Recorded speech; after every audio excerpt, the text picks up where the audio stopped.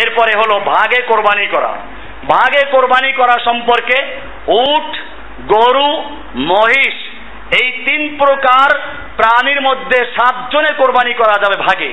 হাদিসে বেশিরভাগ হাদিস আছে হজ সম্পর্কে, তামাত্তু সম্পর্কে, এরকম ভাবে হুদাইবিয়া সফরে এ জাতীয় আছে। আল্লাহ রাসূল সাল্লাল্লাহু আলাইহি ওয়াসাল্লাম 7 ভাগে কোরবানি করেছেন।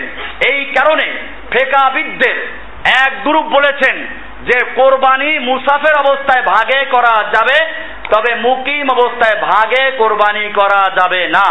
এটা একদল ফোকাহাদের মত, এবং বাংলাদেশে এটা হয়তো কেউ কেউ প্রচার করছে, যে কারণে ইতিমধ্যে আমাদেরকে অনেকে প্রশ্ন করেছেন, ইন্ডিয়ার ভাইয়েরা প্রশ্ন করেছেন মোবাইলে।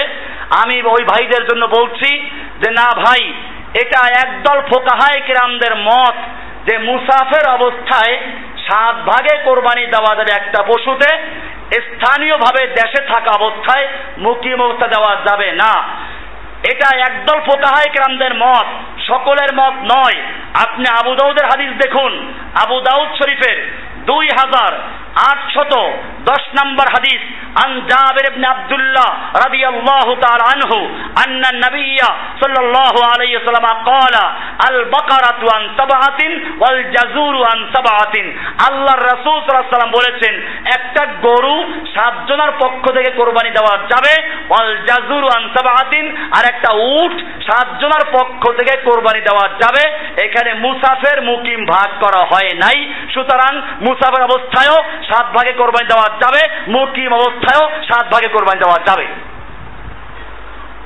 এরপরে যে সমস্ত হাদিসে হজের কথা উল্লেখ করা আছে, ওমরার কথা উল্লেখ করা আছে, সফরের কথা উল্লেখ করা আছে, সেখানেও বলা হয় নাই যে এই 7 ভাগে কোরবানি শুধু সফর অবস্থায় জায়েজ, অন্য অবস্থায় জায়েজ নাই, এরকম খাস করা হয় নাই।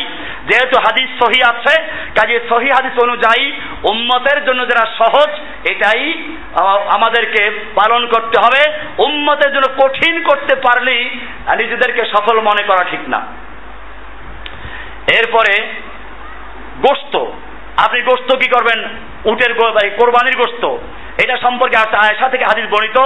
রাসূলুল্লাহ সাল্লাল্লাহু আলাইহি ওয়াসাল্লাম প্রথম দিকে আয়েশাকে প্রশ্ন করা হয়েছে, আনাহান নবী সাল্লাল্লাহু আলাইহি ওয়াসাল্লাম আন তুকালা লুহুমুল আদাহি, কোরবানির গোশত খাইতে কে নিষেধ করা হয়েছে?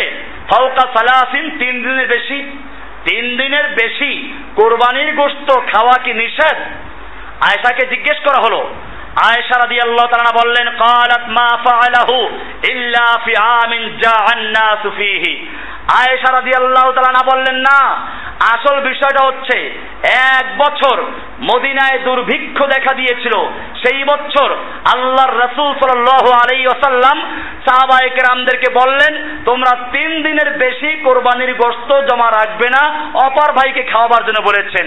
কিন্তু এরপরে যখন মানুষের অবস্থা ভালো হয়ে গেছে, তখন আল্লাহর রাসূল সাল্লাল্লাহু আলাইহি ওয়াসাল্লাম এই নিষেধাজ্ঞা তুলে নিয়েছেন, কাজে 3 দিনের বেশি রাখতে কোনো অসুবিধা নেই। এরপরে আয়েশা বললেন, আমরা ওয়াইন্না লাকুন্না লানারফাউল কুরা, আমরা উটের ওই যে কোরবানির পশুর খুর এইগুলো উঠেই রাখতাম, ফানাকুলুহু বাদা 15, 15 দিন পর আমরা খাইতাম।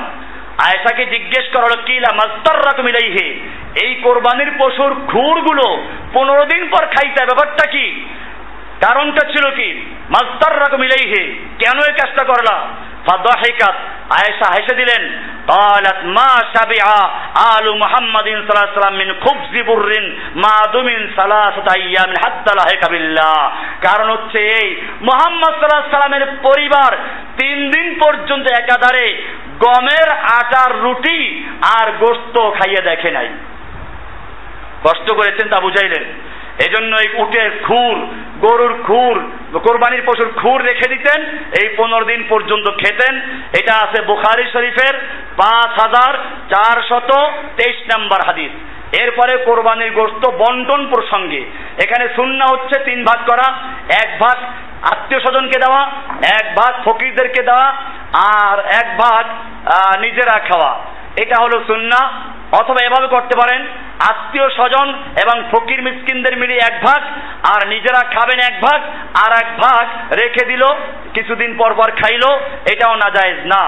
কিন্তু ওয়ালা ইউতাল জাজ্জার মিন লাহমিহা শাইআন কাজরিন, যারা এই পশু যে কসাইরা যে গোশত তৈরি করে চামড়া খোলে এদেরকে এই পশুর থেকে কোরবানির পশুর কোনো হিস্সা বিনিময় হিসাবে দেওয়া যাবে না। হ্যাঁ, বিনিময় দেওয়ার পরে যদি তাদেরকে ফকিরের মতো ফকিরকে দেন, ওই ফকির হিসেবে ওদেরকেও কিছু দেন, এটা না জায়েজ না। কিন্তু বিনিময় হিসাবে কল্লা দিলেন, লেজ দিলেন, খুর দিলেন, চামড়া দিলেন, এটা জায়েজ, এটা হারাম, কোরবানি বাতিল হয়ে যাবে এতে। এমনি ভাবে এইভাবে আমাদের দেশে মাদ্রাসাগুলোর থেকে ছাত্ররা যায়, এরা গিয়ে জবাই করে একটা দাবি স্থাপন করে, এটাও যাবে না। ওদের দ্বারা কোরবানি করাইলে পয়সা আলাদা দিবেন, এরপরে চামড়া আল্লাহ সেখানে দিবেন। এই জন্য চামড়া বিক্রি করা যাবে না। হানাফি মাযহাবের মতে চামড়া বিক্রি করে মূল্য ফকিরকে দেওয়া যায়, কিন্তু সহিহ হাদিস অনুযায়ী কোরবানির পশুর চামড়া বিক্রি করা বৈধ নয়। কি করবেন? মার্কাজে পাঠাই দেন, অথবা পশু সহ মার্কাজে আসেন, এখানে জবাই দেওয়ার ব্যবস্থা করবেন।